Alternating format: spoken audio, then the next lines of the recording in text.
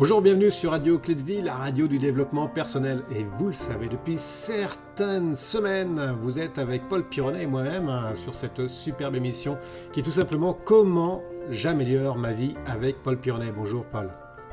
Bonjour Alexandre, bonjour à tous. Alors Paul, on a fait un paquet d'émissions. Si vous n'avez pas encore vu, je vous invite vraiment à aller faire un tour. Alors on a vu comment être bien avec soi-même, se découvrir, changer ses pensées. La dernière qu'on a fait la semaine dernière, c'était améliorer sa vie avec les 9 principes fondamentaux d'évolution personnelle. Croyez-moi, c'est un gros morceau. Il y a plus que 15 minutes, mais il y a beaucoup de stock. Aujourd'hui, Paul, on va voir comment avoir du succès avec 7 lois spirituelles du succès de Deepak Chopra. Quelles sont ces lois, Paul?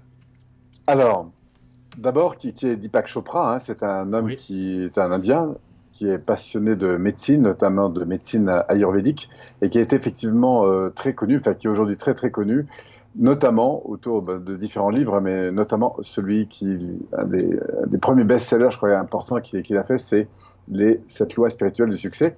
Et c'est donc de cette dimension-là que je voudrais qu'on échange aujourd'hui. Alors ces 7 lois spirituelles du succès, eh bien, renvoient en fait à des grands principes qui nous permettent en fait de tendre, si je peux dire, vers le succès. Alors peut-être que la première chose à faire, c'est de définir de quel succès on parle. Alors je crois que ce que souligne Deepak Chopra, il y a 2 dimensions dans le succès. Il y a à la fois la quête du bonheur, c'est-à-dire être heureux dans sa vie.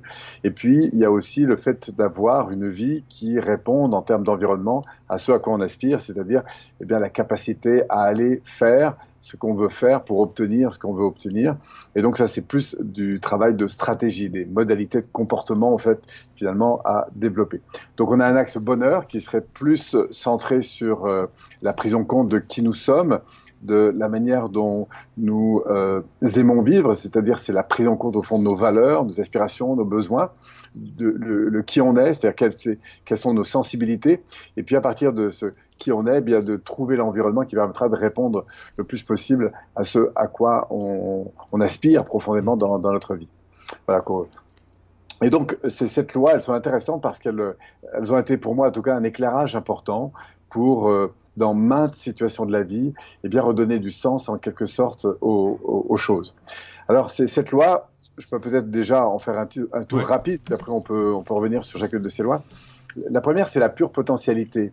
En gros, c'est la conscience en fait de qui je suis au fond de moi, et puis au fond ce qui me porte fondamentalement à partir de mon système de valeurs, ce qui correspond profondément à mon être, et de m'ouvrir grâce à l'instant présent en fait à cette dimension d'être.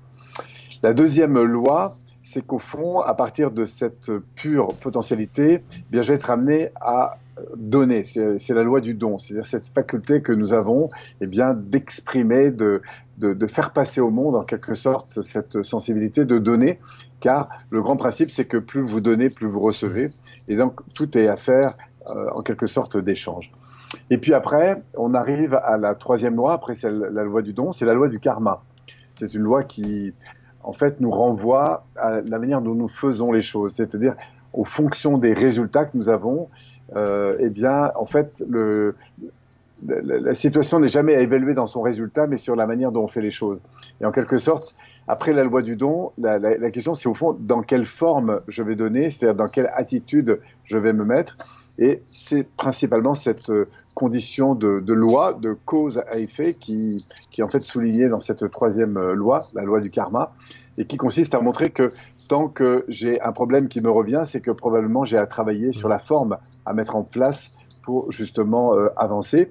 Et au fond, c'est cette dimension d'amélioration constante qui est à prendre en compte. Et puis enfin, de la loi du karma, on va aller vers la loi qui va, j'imagine, plaire à beaucoup de monde, c'est la loi du moindre effort. Alors la loi du moindre effort, elle est intéressante parce que elle montre en fait que dans la nature, en fait, tout va vers une économie d'effort, c'est-à-dire que au fond, quand on voit quelqu'un, par exemple, jongler avec des balles, ou un artiste marcher sur un fil, ou un danseur comme ça faire un numéro, on a de l'extérieur l'impression que c'est facile. Et en fait, ce qui devient facile, ce qui devient simple, est la conséquence de cette loi du karma, c'est-à-dire de l'affûtement constant d'une attitude, et qui, du coup, montre que je vais mettre de moins en moins d'énergie pour obtenir de plus en plus de résultats. Voilà. Et donc, c'est cette dynamique de moindre effort qui n'a rien à voir avec le fait de se laisser aller, mais au contraire, de se rendre compte que plus on travaille son geste, plus on travaille son attitude, et bien, plus on va, en conséquence, avoir un résultat élevé pour une dépense d'énergie moins importante. Voilà. Donc, on arrive de cette loi du moindre effort à la loi du désir, en fait, et de l'intention. Alors, ce désir et l'intention, c'est quoi? C'est que plus je progresse dans ma compétence, dans ma performance, plus ça devient intéressant de rester conscient, en quelque sorte, de la finalité que je poursuis.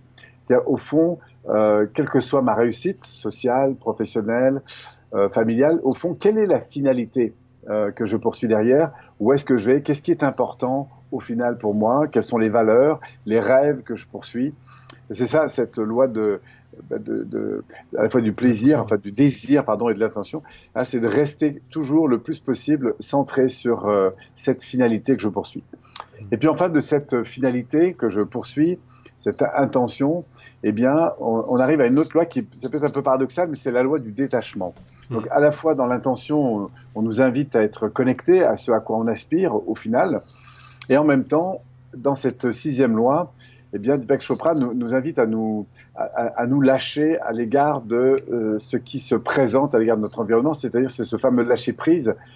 C'est accepter finalement que parfois les choses ne se passent pas, le feedback que j'attends, le retour que j'attends n'est pas forcément celui que j'avais prévu, et auquel cas c'est cette capacité à m'adapter en quelque sorte à cet environnement, à travailler sur ma souplesse, et donc à me détacher des choses pour pouvoir non pas être figé dans ce que j'avais prévu, mais en même temps être beaucoup à l'écoute, en fait, en quelque sorte, du retour, du feedback que l'environnement va me renvoyer.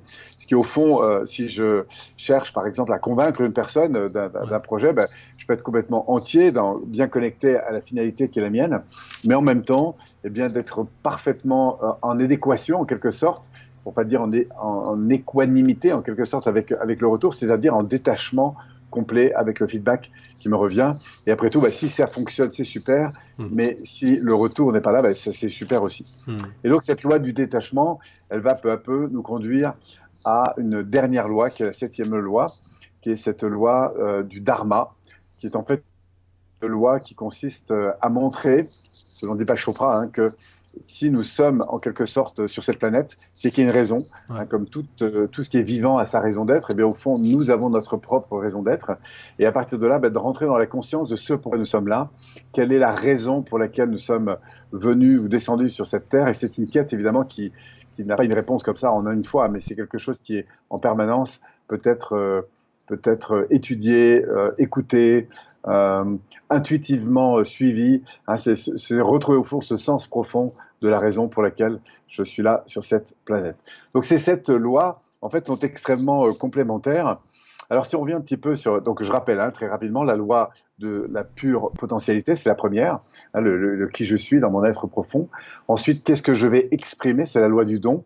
Qu'est-ce que je vais accepter de donner? C'est important, on va le voir, de donner, parce que c'est une conséquence, c'est-à-dire qu'on va commencer par donner avant de recevoir. Ensuite, on va travailler sur la forme de ce don, parce que c'est la qualité de la forme qui fait évidemment la conséquence du retour, du résultat. Et puis enfin, plus je travaille cette forme, plus je vais pouvoir avancer, progresser rapidement avec de moins en moins d'énergie. C'est donc la loi du moindre effort qui nous amène à cette constance, cette attention en fait sur les finalités que je poursuis, quel que soit le succès que j'ai. Au fond, pourquoi et quelle est la raison finale pour laquelle je poursuis. Me détacher en permanence des retours que je peux avoir et enfin entrer de plus en plus dans cette conscience du fait qu'il y a une raison pour laquelle, effectivement, nous sommes ici sur cette planète. Voilà un petit peu les grandes lois. Est-ce que ça t'incite à une question particulière? Moi, je trouve que la loi de l'intention est une loi qui est assez importante. C'est ce qui guide aussi pas mal notre vie. Mais oui. Je te laisse développer justement ces différentes lois. Comment est-ce que dans notre vie courante, concrètement en fait dans ces lois. Alors la première, je vais revenir sur cette première loi, la pure potentialité. Elle est intéressante parce que d'abord, elle va nous ouvrir à l'instant présent. C'est-à-dire que pour entrer dans cette conscience de cette pure potentialité du qui je suis, Deepak Chopra nous invite à trois choses. La première, c'est c'est d'abord à se mettre dans le silence. C'est accepter de temps en temps, alors surtout quand on a une activité ou une vie assez remplie, eh bien de se faire des pauses, de méditer. Ouais. Lui, il incite à une méditation d'au moins 2 heures par jour. Alors, sans forcément aller jusque-là, mais c'est de rentrer dans la conscience de ce qui se passe ici et maintenant. D'entrer vraiment dans l'ici et maintenant, dans cette idée que tout est là. Simplement parce que je vais rentrer à la fois dans la conscience de mon corps, pour reprendre les différents niveaux qu'on a évoqués d'ailleurs dans une émission précédente, mais qui est à la fois le corps, mais aussi mon énergie, ce que je suis en train de vivre sur un plan émotionnel, ce que je suis en train de mes pensées, l'accueil de mes pensées, et puis cette connexion à mon environnement, aussi vaste soit-il, en fonction de mon niveau de conscience et d'évolution. Voilà, donc première chose, le silence. La deuxième chose importante qu'il propose, c'est le fait de stopper en fait toute forme d'évaluation. C'est-à-dire que les choses sont ni bien ni mal, elles sont. Et quand je me surprends comme ça à dire ah bah oui ça c'est bien ou ça c'est pas bien, voilà, c'est d'avoir en fait un instant de recul et me dire bah oui mais par rapport à quoi en quelque sorte. Et puis au fond d'arriver à revenir à ce point zéro, c'est-à-dire bah tout est. Alors oui, on peut avoir une évaluation. D'ailleurs c'est difficile de s'en passer puisque le système nerveux a besoin d'évaluer pour comprendre une situation, mais c'est cette idée en fait on dirait en PNL que nous n'avons qu'une infime partie de la perception du monde et qu'au fond, on a bien sûr besoin de repères, mais c'est aussi important d'accepter que les choses sont parfois beaucoup plus vastes qu'on les imagine. De prendre et d'accepter les choses telles qu'elles viennent, sans jugement. Sans jugement. Et puis la dernière chose, pour accéder aussi à cette dimension de la pure potentialité, c'est le fait d'être relié à la nature. C'est-à-dire d'être connecté, de s'arrêter de temps en temps, que ce soit pour marcher un peu en forêt. D'ailleurs, on a toujours remarqué, tous vous le diront, moi je le vois dans les séminaires quand je demande aux gens qu'est-ce qui vous ressource le plus, souvent c'est une question que je pose, quels sont vos 2 trucs pour vous ressourcer?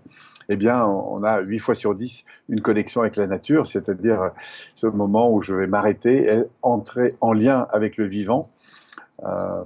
Et donc c'est s'arrêter comme ça et se sentir relié, que ce soit au sable, à l'eau, à l'océan, à la terre, aux arbres, à l'air, enfin entrer un peu en conscience de cette vie en fait qui nous entoure et de se relier à cette vie. Et je pense que toute personne qui nous écoute approuvera cette idée et surtout le fait que ça évidemment que ça ressource. Voilà, donc en tout cas, ce qui est intéressant dans cette pure potentialité, c'est cet accueil complètement inconditionnel de ce que nous sommes, de ce que je suis, délivrer complètement des titres dans lesquels je peux être. Parfois, c'est par exemple, voilà, je suis devenu chef d'entreprise, je suis devenu médecin, ou je suis devenu avocat, ou je suis devenu formateur. Bon, ben ok, très bien, c'est un titre, c'est on pourrait dire une couche identitaire, mais qu'au-delà de ça, je suis d'abord une personne à part entière, et qu'au fond, cette pure potentialité, c'est d'entrer dans cet espace infini que je capte dans cet instant présent, et à partir duquel, eh bien, je suis beaucoup plus qu'un titre, je suis beaucoup plus quelque chose d'infini en fait. Pour entrer aussi dans cette dimension, peut-être une dernière chose aussi qui est intéressante, c'est que quand je rentre justement dans cette pure potentialité, eh bien, j'ouvre le champ des possibles. Il y a derrière ça un infini possible. Et c'est quoi cet infini possible? C'est que je rentre dans cet espace qu'on a un petit peu d'ailleurs évoqué dans une autre émission, consiste à dire, quelle que soit la situation qui se présente, en entrant pleinement et totalement dans la conscience du présent, eh bien, je vais interagir avec cet environnement en fonction de ce qui est maintenant. Et sortir peu à peu, ce qui devient un peu difficile parce qu'on est bourré d'automatisme, mais de sortir un peu de cette situation réaction et d'ouvrir ce champ qu'il y a entre la situation et la réaction, simplement parce que je suis ici et maintenant, pleinement, totalement dans cet instant.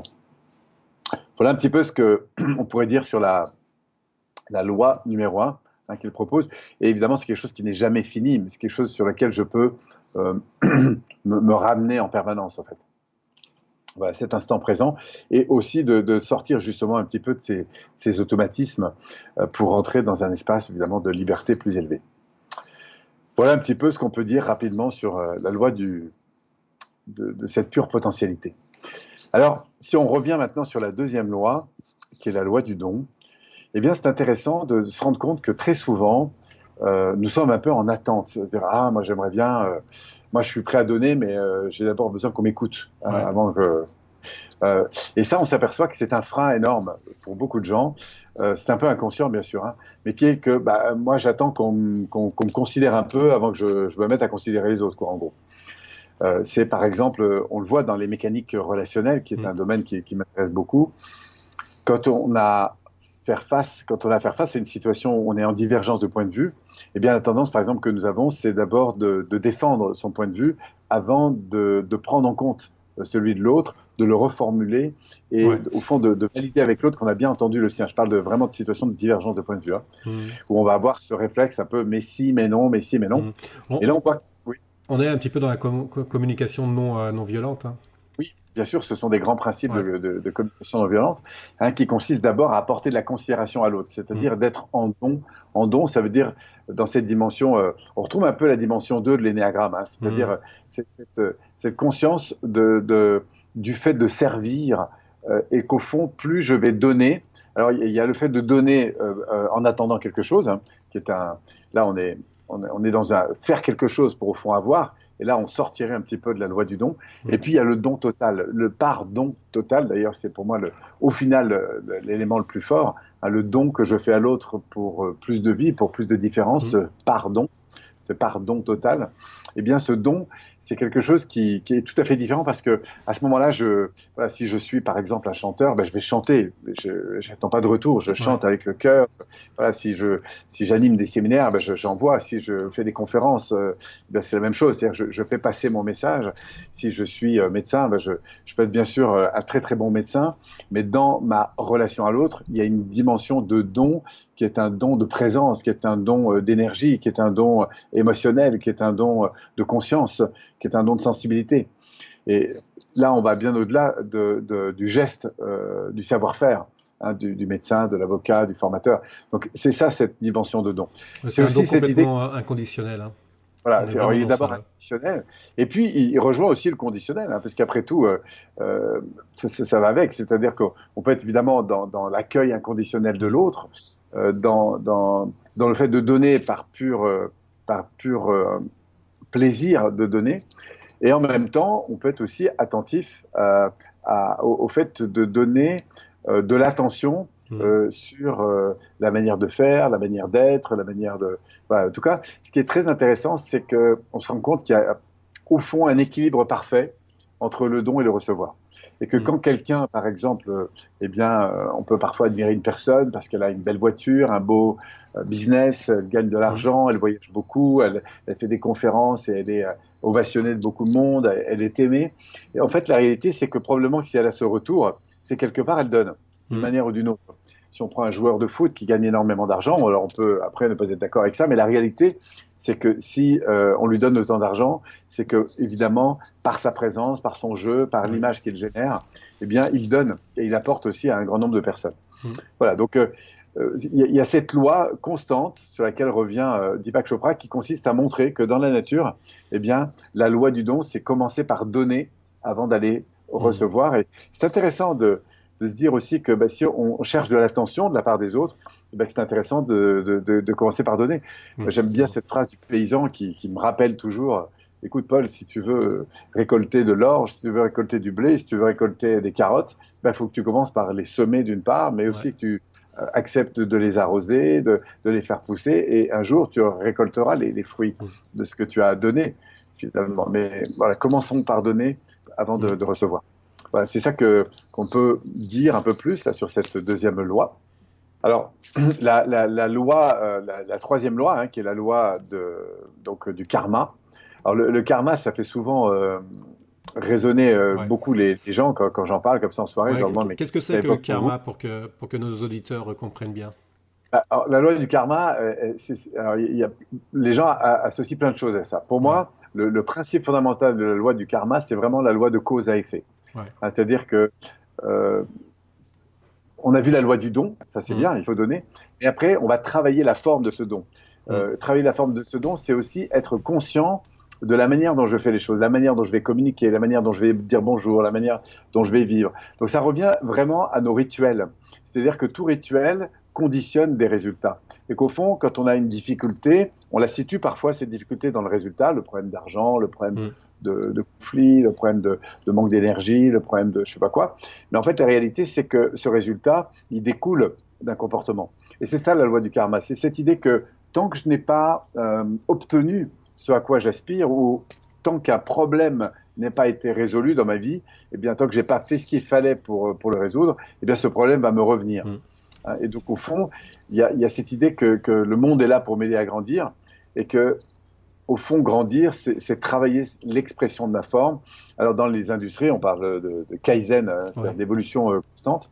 Eh bien, c'est ça qu'on va retrouver dans cette loi du karma. Et donc, c'est cette idée d'être attentif en permanence à la manière dont je fais les choses, à la manière dont... Et au fond, d'aller mettre du raffinement dans ce que je fais, de mettre de l'attention, mettre de la qualité dans ce que je fais. Et c'est ce qui va me conduire peu à peu à la loi suivante, qui est la loi de l'économie fort. Voilà, donc la loi du karma, pour bien la comprendre, revient toujours à cette attention sur...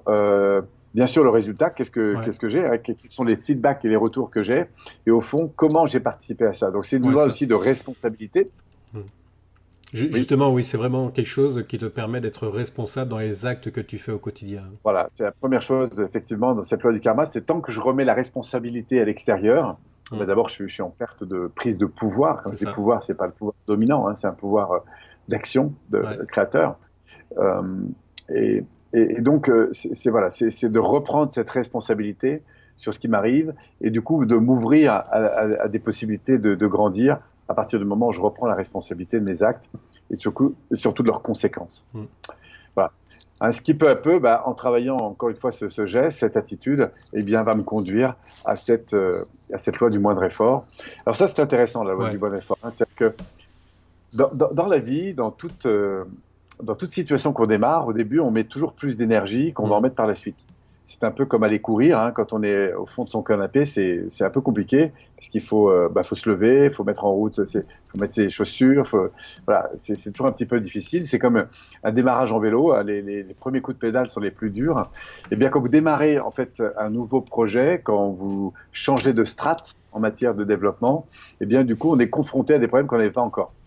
C'est comme tout d'un coup passer d'une vie individuelle à une vie à deux.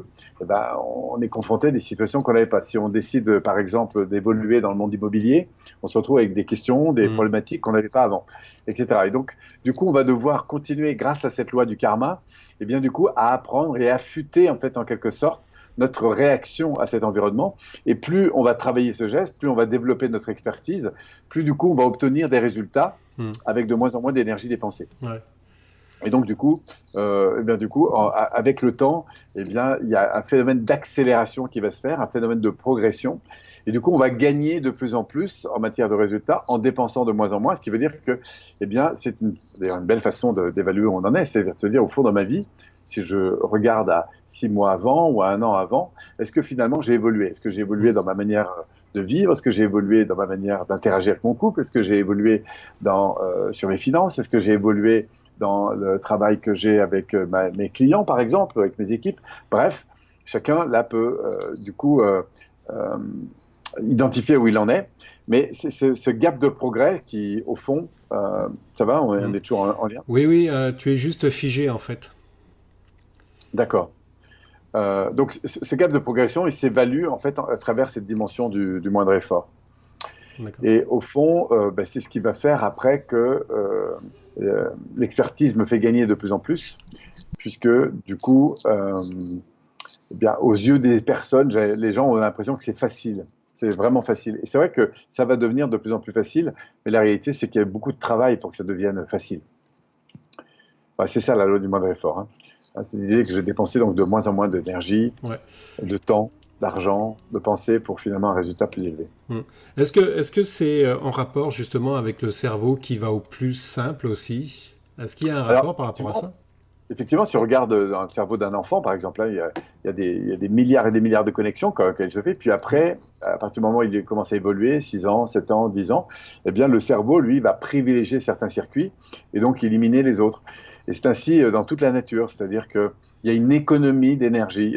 Ce qui va rester, c'est ce qui est utile, c'est ce qui est entretenu, c'est ce qui est développé, et le reste fond. C'est comme un muscle, en fait, en quelque sorte. Si je le stimule, il se développe, et si je le stimule plus, eh bien, il se perd.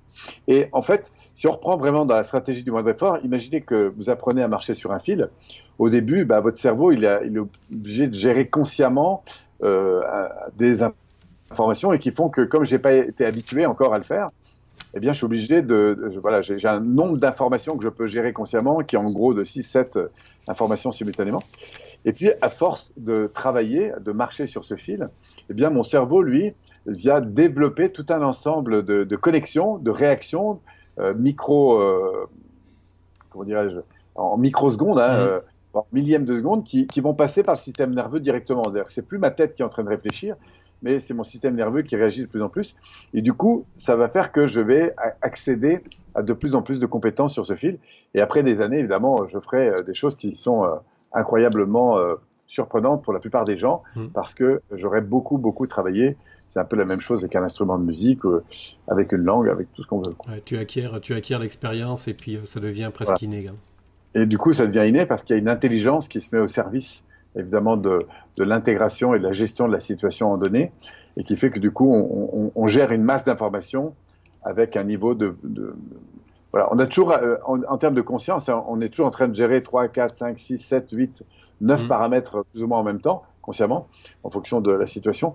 Mais par contre, la préconscience et l'inconscience gèrent une masse d'informations de plus en plus importante, et c'est ce qui fait que du coup, l'intelligence en termes de gestion de la relation est de plus en plus élevée.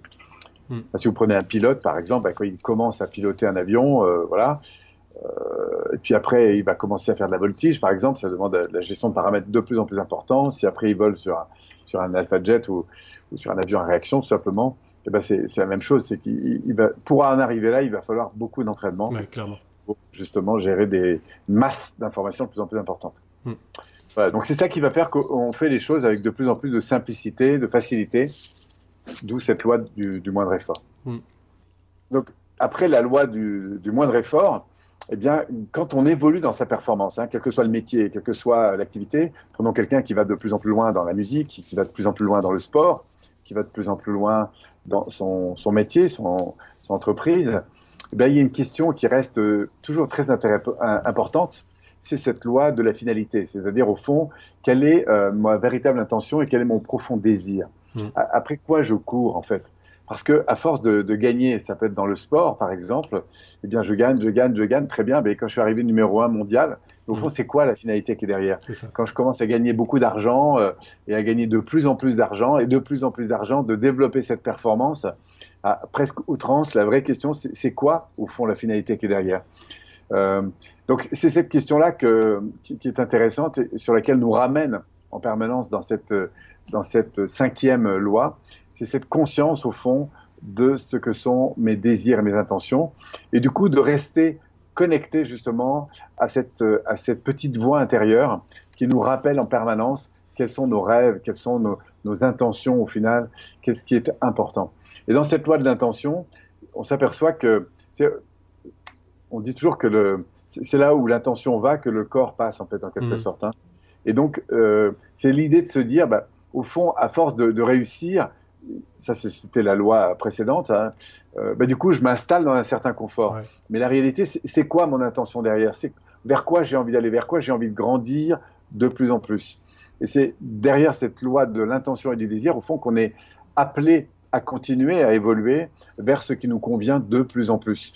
Et on va voir que dans la performance, par exemple, moi-même, j'ai beaucoup évolué dans mon métier, et cette loi, elle me ramène en fait en permanence à me dire, mais c'est quoi ton essentiel, Paul?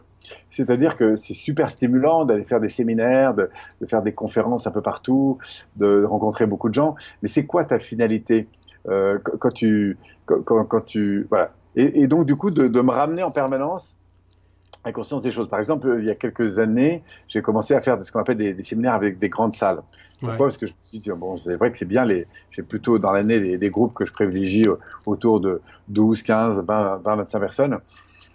Pourquoi? Parce que ça permet une interaction plus forte. Alors Grande, ouais. évidemment que voilà, quand on travaille avec des salles de 200, 300, 500 personnes, bah, c'est quelque chose d'un peu différent. Et c'est vrai que ça m'avait attiré de mettre en place ce genre de choses. Et puis, donc, du coup, j'ai commencé à monter des événements. Parce que je me suis dit, tiens, on va aller chercher quelque chose de nouveau. Et je suis très content de l'avoir fait. En même temps, ça a été aussi l'occasion pour moi de me rendre compte, justement parce que centré sur cette finalité, de me dire, mais au fond, c'est vrai que c'est chouette parce qu'on a beaucoup de considération, de Ouais. reconnaissance, bon, c'est super. On touche aussi, c'est vrai, plus de monde en même temps. Mais en même temps, après en avoir fait plusieurs, ça m'a ramené à une chose qui est, je me dis, mais c'est quoi ton essentiel dans ton Mhm. métier, Paul? Et en fait, mon essentiel, c'est l'interaction que j'ai avec les gens. Ouais, C'est la clairement. profondeur des échanges, des partages. Et le niveau le plus élevé que je puisse connaître là-dedans, bah, c'est quand je l'ai avec des groupes Mhm. de 10, 15 personnes avec lesquelles je vais avancer sur 3 jours, sur 6 jours, sur 10 jours, sur 18 jours. Et en plus de ça, comme c'est des parcours assez longs, bah, du coup, on entre dans des niveaux de complicité parfois qui sont très, très importants. Et au fond, c'est ça. C'est là que je vibre le plus, moi. Mhm. C'est cette intensité de ce que je peux partager avec certaines personnes, dans la profondeur, mais aussi dans la variété, qui est forte. Et donc, du coup, c'est là que cette loi m'a, par exemple, beaucoup aidé, hein, de revenir sur cette finalité. Et c'est C'est aussi dans... Oui, c'est là où on s'aperçoit que l'ego embarque quand même, hein, parce que je pense que sur ton oui, ego, tu as beaucoup travaillé par rapport à ça, mais ça n'empêche pas que quand on voit, tu parlais de considération, c'est clair que quand tu es face à une salle de 200, 300, 400 personnes, tu sens cette considération, mais par contre, tu te perds aussi sur le relationnel. voilà. Alors c'est vrai que de temps en temps, ça fait du bien. Alors, pas seulement à l'ego, hein, d'ailleurs. Bah, Oui, c'est vrai oui, que tout à fait. l'ego, il est un petit peu nourri, mais aussi parce que c'est chouette, au fond, de donner. Ouais, Et d'ailleurs, c'est un peu le résultat aussi d'un certain nombre d'années de travail, hein, parce que là encore, on ne se retrouve pas dans des salles de 500, 1000 personnes comme oui, ça. comme ça, du jour au lendemain. Ouais. Mais euh, même à travers ça, c'est aussi intéressant de rester, pour moi, centré sur la finalité. Ouais. C'est-à-dire, c'est quoi le final? Est-ce que c'est de me mettre en avant? Est-ce que c'est de Mhm. faire passer un message? Est-ce que c'est de toucher un jeune, une maman? C'est quoi le final? Et moi, ça m'aide beaucoup là-dessus. Parce Mhm. que, on le voit, il y a aussi beaucoup de gens qui viennent vous admirer, vous sortez un livre. Mhm. Encore dernièrement, là, on a fait une belle opération à Paris, il y avait plus de 1000 personnes. Je sortais un livre, donc du coup, bah, j'ai essayé toute la journée. Et on voit, les gens sont un peu admiratifs. Ouais. Et, et, et, et, et du coup, moi, ça m'invite à travailler de plus en plus sur la qualité de la relation, c'est-à-dire la qualité de présence à l'autre, Ouais. de prendre le temps, voilà, signer un livre, c'est pas anodin de laisser une signature et de laisser un mot et de le faire avec qualité, parce que même quand on arrive au 60e, j'assure, Ah oui. 60e, 80, vous avez fait plus de 100 signatures à la journée, et au bout d'un moment, c'est un peu compliqué. Mais c'est là où il faut se ramener à l'instant présent, Mhm. ramener au sens de pourquoi on fait les choses. Et au fond, c'est là qu'on retrouve le véritable plaisir. Et ça, c'est très intéressant parce que on est vraiment dans Mhm. l'intention et le désir.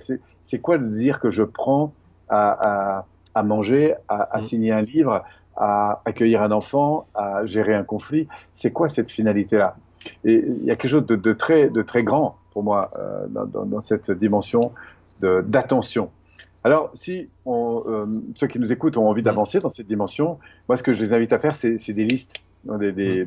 d'ailleurs, ça vient de Deepak Chopra. Hein. Mais c'est de lister comme ça ce que sont ses rêves, ses désirs, le sens de ce pourquoi on fait les choses, de ce qui le nourrit le plus à travers ça, et de rester en permanence dans ce qui procure finalement du désir, du plaisir dans les choses, euh, pour les faire avec encore plus d'intensité. Mhm. Voilà, donc ça, c'était la loi donc du désir et de l'intention. Loi vraiment très très Ouais, importante ouais, je trouve qu'elle est très très importante, hein. Et puis par rapport à ce que tu dis, hein, le fait de se retrouver vers en son permanence. fondement en permanence, c'est quelque chose d'excessivement important. Et d'ailleurs, Et j'invite c'est d'autant certaines plus personnes, important qu'on va prendre du succès dans un domaine. c'est ça. Et j'invite Voilà, quand certaines on est un très personnes, grand... Oui, j'invite pardon. certaines personnes qui se perdent justement dans le star system, etc., de parfois retrouver cette loi, ça peut beaucoup beaucoup aider. Oui, tout à fait. Peut-être un grand sportif Ouais, et voilà, être reconnu, une star, etc. Et de remettre de la qualité ouais. dans le sens de ce que nous faisons. Parce que c'est vrai que quand on l'a fait beaucoup, ben parfois on est dans nos rituels, hein, Hmm. on se répète un petit peu et on perd. C'est un peu comme manger pour Ouais. manger, quoi. Et c'est important de s'arrêter et de remettre de la conscience, j'aime dire de la présence, Ouais, clairement. dans justement à partager. Mm. Voilà, donc ça, La c'était loi, la loi. la loi suivante, Paul, la loi suivante. Alors, elle nous conduit à une autre dimension, cette loi de l'intention, c'est la loi du détachement. Ouais, Et du coup, ça vient compléter ce qu'on venait celle-là aussi, elle est d'évoquer. importante. Mm. C'est-à-dire que bah ouais, je peux être à un moment donné rayonnant, donner beaucoup, admiré de tous, et à la fois être détaché, Mm. c'est-à-dire détaché de ce retour, détaché et être de plus en plus du coup en contact avec ce à quoi j'aspire à donner. Et dans ce détachement, il y a deux dimensions pour moi importantes. Il y a me détacher à l'égard du résultat que je cherche à Ouais, obtenir, me détacher du regard de l'autre, me détacher du feedback, me détacher de l'admiration qu'on peut m'envoyer, même si ça fait partie de la vie et et c'est c'est bon, hein, agréable. Mm. c'est agréable, mais c'est en même temps rester détaché de cette dimension. C'est accepter aussi Mm. mon erreur, c'est accepter ma limite, accepter ma fragilité, accepter mes limites de là où j'en suis, là où j'en suis, Accueillir. là où je Mm. suis. Et donc, du coup, d'accueillir pleinement le retour de l'autre, le feedback de l'autre, la forme de l'autre, pour pouvoir grandir avec. Et c'est ça le détachement, c'est-à-dire que c'est accepter l'idée que les choses euh, impactent d'une manière différente qu'on ne l'avait attendu, et du coup, de se nourrir de ce retour pour eh bien, vraiment lâcher prise. C'est-à-dire que je donne, au fond, si c'est chouette, enfin, je veux dire, si ça sert et que c'est Mm. chouette, voilà, mais que la personne qui est en face de moi, au fond, est complètement libre de C'est prendre ça, les choses. ça lui appartient. Ouais. Ça lui appartient, et du coup, ça me met dans de la souplesse. Euh, c'est Bruce Lee qui disait, enfin, lui, il disait, devient de l'eau dans un bol, quoi. En fait, en Ouais. quelque sorte, épouse complètement la forme de l'environnement, Mm. et tu vas voir comme ça va être beaucoup plus facile de te mouvoir dans cet environnement. Et cet environnement, il peut être un environnement, effectivement, extrêmement varié, c'est-à-dire c'est accepter l'idée que eh bien, les choses se passent différemment. Et il y a quelque chose de moi qui me touche dans cette loi du détachement, c'est aussi cette idée que ça entraîne quelque chose de plus grand que moi, Mm. qui finalement est peut-être plus juste. C'est-à-dire que moi, j'avais vraiment compté sur tel et tel projet, telle chose, je m'attendais à ce que ça réussisse, et finalement, ça marche pas. Ouais. Finalement, je suis rejeté de ce projet, je réussis pas ces examens, finalement, on me remercie de cette entreprise, moi qui comptais, qui avait tout donné pour ça. Et puis, sur le coup, j'en vois pas du tout le sens, en fait. Mais parce que je vais m'ouvrir justement pleinement, me détacher en quelque sorte, au lieu de rester figé dans ce que j'avais prévu avant, dans ce que je défendais jusqu'à présent, eh bien, je vais entrer dans de la souplesse, m'ouvrir en quelque sorte à ce qui est, et du coup, peut-être découvrir que derrière, il y avait quelque chose de plus grand, en fait, qui m'était Mm. réservé. Et combien de personnes comme ça, dans des phases d'un petit peu de changement incontrôlé, hein, parce qu'on les a remerciées de leur entreprise, parce qu'elles ont eu une perte importante, parce qu'elles ont perdu un être aimé ou quoi que ce soit. Et finalement, on a découvert que derrière cette, cette difficulté, eh bien, se cachait finalement un cadeau Ouais, plus un grand. trésor, ouais. Et dans la loi du détachement, il y a ça aussi. Il y a cette idée, ben voilà, je viens de rater mon train, ah, ok, voilà, qu'est-ce que je fais de ce qui arrive? Mm. Je suis dans le bouchon, c'est tellement coincé qu'à l'évidence, je vais arriver en retard. Qu'est-ce que je fais de ça? On a un petit problème d'image parce que voilà, le réseau est un peu plus compliqué ce soir. Voilà, qu'est-ce qu'on fait de ça, quoi? Mm. Voilà, c'est ça, et pour moi, c'est vraiment une ressource très très importante d'apprendre à accueillir l'environnement, à se détacher de cela. Donc dans cette loi du détachement, il y avait quand même des choses très très intéressantes. Oui. Ouais, c'est excessivement important, hein. Moi, depuis que je travaille sur justement cette loi de détachement, de ne rien attendre en fait comme résultat en fonction de ce que je souhaiterais, ben, je le vis beaucoup mieux, quoi, parce que ça Oui. peut être un échec, ça peut être une réussite. Quand c'est une réussite, forcément, ça me fait plaisir. Quand c'est un échec, et ben, en effet, qu'est-ce qu'on apprend de ça et puis comment est-ce qu'on avance avec ça? Et je trouve que c'est excessivement facilitant. Tout à fait. Donc il y a à la fois cette souplesse du coup que tu acquiers Mm. en étant dans cette dynamique à l'égard de l'environnement. Et puis pour pousser encore un peu plus loin cette loi du détachement, il y a pour moi quelque chose de très grand, c'est que quand je suis vraiment dans le détachement, quand je fais une demande d'une manière complètement détachée, il y a une magie qui se produit, c'est que la personne qui est en face se sent pleinement accueillie, quelle que soit la réponse qu'elle va me donner. Et ça, je trouve que c'est extrêmement intéressant parce qu'on va générer du sentiment de liberté, en fait. Simplement parce qu'on est dans l'accueil, l'ouverture. Et ça, c'est quelque chose pour moi de vraiment important dans cette loi du détachement, cette notion voilà, de conscience, quelque chose de plus grand que nous. Et oui, que si les choses se passent différemment, c'est qu'il y a probablement un plan plus grand pour moi. Voilà, et puis alors du coup, rentrant dans cette conscience de ce détachement, eh bien, j'accède finalement à quelque chose d'encore plus grand, qui a à l'évidence une raison pour laquelle je suis là, ça c'est clair, mais que c'est à la fois, tout est parfaitement à sa place en fait, tout est absolument juste dans ce monde. Et moi qui ai beaucoup travaillé et accompagné des gens sur leur vie, leur passé, aussi difficile soit-il, ou sur leur avenir, ou sur des changements comme ça, de contexte parfois très compliqués, de découvrir qu'au final, tout est absolument parfait. Ouais. J'aime beaucoup mon ami François Lemay, qui met beaucoup cette dimension en avant, qu'à la fois tout est là et en même temps tout est absolument parfait. Et c'est tellement parfait qu'il y a qu'à l'évidence, il y a quelque chose de beaucoup plus grand que moi qui a conditionné tout ça. Au fond, c'est cette reliance à l'univers, et à travers cette reliance à l'univers, de découvrir que ça fait complètement sens que je sois là, et que tout ce qui m'est arrivé finalement a du sens. En tout cas, je peux trouver derrière tout ce qui m'est arrivé du sens, pour autant que je le cherche. C'est ça qui est magnifique. Et du coup, d'aller de plus en plus dans la conscience de ce sens qui fait ma vie. Et je dis toujours, d'ailleurs Deepak Chopra le souligne beaucoup, il dit une chose intéressante, il a toujours dit à ses enfants notamment, vous savez, que vous me rameniez des bonnes notes à l'école et tout ça, c'est super, mais le plus important pour moi, c'est que vous découvriez pourquoi vous êtes là. Quelle est au fond votre mission de vie. Et pour connecter, parce que ça fait partie de mon métier, beaucoup de gens justement au sens profond de ce qui les anime dans leur vie et d'apprendre à construire leur vie et d'orienter leur vie autour de ça. Il y a une chose qui, dans ces exercices qu'on fait souvent, qui est une grande source qui touche en tout cas forcément les gens et qui est une source de puissance personnelle très forte, c'est le fait de se reconnecter à ces héros d'enfance. Ouais. Et à travers ces héros d'enfance, d'aller découvrir quel était au fond déjà présent dans cet enfant. On se sert des héros d'enfance un peu comme d'un miroir pour finalement trouver ce à quoi l'enfant était déjà sensible. Et au fond, à partir de cette réflexion, on les amène à concevoir au fond si cet enfant était devenu un héros, pour quelle cause, ou une héroïne, pour quelle cause, pour quelle histoire, pour quelle dimension, pour quel sens profond cet enfant se serait développé en fait. S'il était devenu un héros, c'est quelle cause il aurait poursuivi dans sa vie.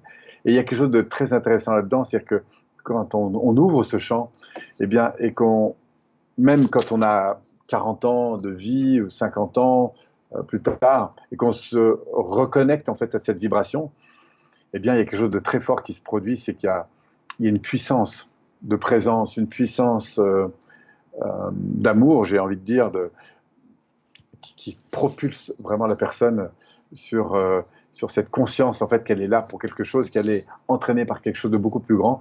Et du coup, on connecte vraiment la personne à ce que j'appelle sa foi profonde d'une part, mais aussi à ce qui va faire son sacerdoce, c'est-à-dire ce sens profond qu'elle donne à ce pourquoi elle vit en fait. Son chemin de vie quelque part. Voilà. Et on trouve un essentiel. C'est un peu compliqué de mettre des mots comme ça parce qu'à ce stade-là, pour moi, on est beaucoup plus dans l'expérience pour accéder à ces dimensions. Mais il y a quelque chose d'immense dans cette loi du dharma, qui est le sens profond et à l'évidence la cause pour laquelle, au fond, je suis là. C'est pas à cause de quoi, mais c'est pour quelle cause je suis là.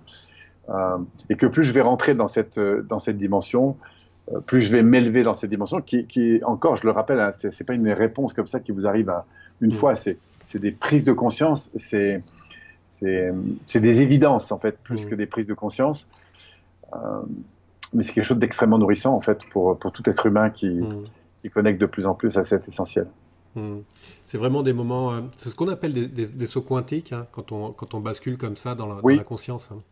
Oui, un saut quantique pour moi c'est justement la connexion entre deux opposés déjà. Et du coup j'accède à à une conscience plus élevée des choses, souvent parce que j'ai connecté deux polarités importantes. Par exemple, je vais donner un exemple.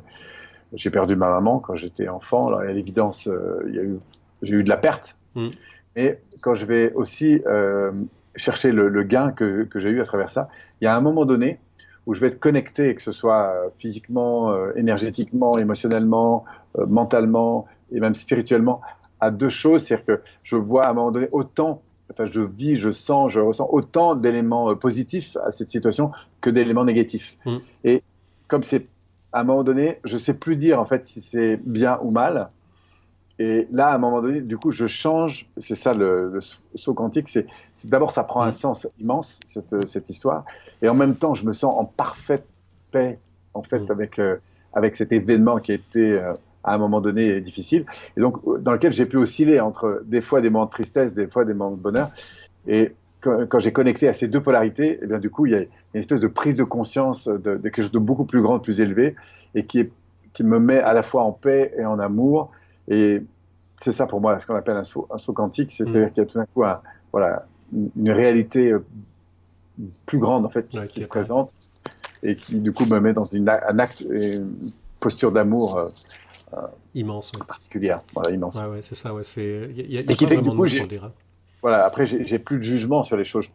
Et très franchement, je peux plus vous dire aujourd'hui si le décès de ma maman, ça a été bien sûr, c'était un moment de tristesse, mais en même temps, ça a été pour moi, parce que j'en ai beaucoup plus conscience aujourd'hui, source de tellement de révélations et de développement que je ne sais plus dire si globalement c'est une chose mauvaise ou une chose bonne. C'est là où on s'aperçoit que justement ce qu'on disait qui était difficile, mauvais, désagréable, devient en fait quelque part une chance, un changement, une prise de conscience pour se dire ouais, en effet, ça a été dur. Et ça, c'est comme quand tu tombes de vélo, c'est très très dur. Mais voilà, on s'est relevé, on a construit quelque chose. Et à partir de ce moment dur, on est avancé, on a construit des choses qui sont merveilleuses et on est la personne que l'on est présentement, quoi. Tout à fait. Non, voilà, donc ça amène à cet essentiel, encore une fois. Et du coup, je trouve que c'est cette loi... du coup, parce qu'on va grandir du coup dans sa pure potentialité, on va grandir dans son don, on va grandir dans la conscience de la manière dont on fait les choses, on va grandir dans cette économie d'énergie, on va grandir dans cette conscience infinie de cette finalité, grandir dans ce détachement et finalement nourrir de plus en plus cette conscience de qui nous sommes au plus profond de nous-mêmes et de ce pourquoi nous sommes là. Fichtre, c'est très très complet. Ça devait durer 15 minutes. On est à 47 minutes de bonheur. Je peux pas me dire. Oui, puis en plus, du coup, c'est construit complètement comme ça dans l'instant. Oui. Et c'est ça, et c'est ça qui est beau justement sur le fait qu'on se donne pas de limites et qu'on vit l'instant présent. C'est vraiment de beaux moments à vivre. Paul, merci. On va arrêter là. Et puis, on va passer sur une autre émission la semaine prochaine. À tous qui nous suivez, merci de nous suivre. Paul, excellemment merci. Et puis on se retrouve donc semaine prochaine, Paul. Merci beaucoup pour ces 45 minutes de plaisir. Allez, à bientôt, bye bye. À bientôt, Alexandre.